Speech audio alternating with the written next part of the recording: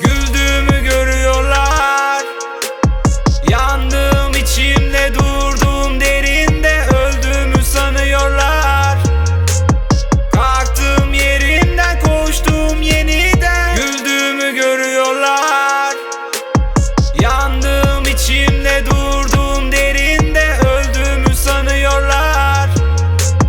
Kalktığım yerimden, koştuğum yeniden. Tam her şeyi yoluna koymuşum derken, dünya tersine dönüyor, vakit daha erken. Kaldıramıyorum bu yükü, yardım et annem. Işıklarım sönüyor, yok artık hiçbir çare. Sanıyorum var oluyorum baştan, durumum artık çok boktan. Çözemiyorum bedenim kaç oktan, belki gitmem lazımdı çoktan. Sıkıldım artık kaçmaktan, hepinize laf anlatmaktan. Yeter artık, sakin kalamayacağım, size değil Tanrı'ya yalvaracağım. Güldüğümü görüyorlar, yandığım içimde, durduğum derinde, öldüğümü sanıyorlar.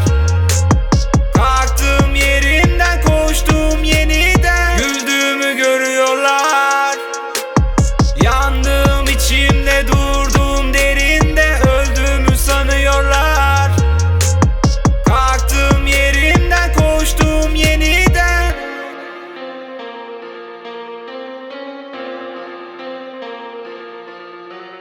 Kimseyi koyamıyorum kendi yerime.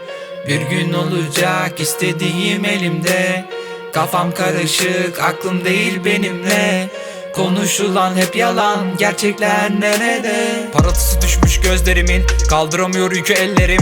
Kendimi yedim, çok kez bitirdim, her şeyi sildim. Hayalleri kilitledim, tüm hayatımı kuruyorum baştan. Masallarım artık çok boktan, Uğur öldü hadi çıktı raydan. Her şeyi sildim attım çoktan. Kimseyi koyamıyorum kendi yerime.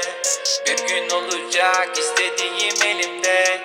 Kafam karışık, aklım değil benimle. Konuşulan hep yalan, gerçekler nerede?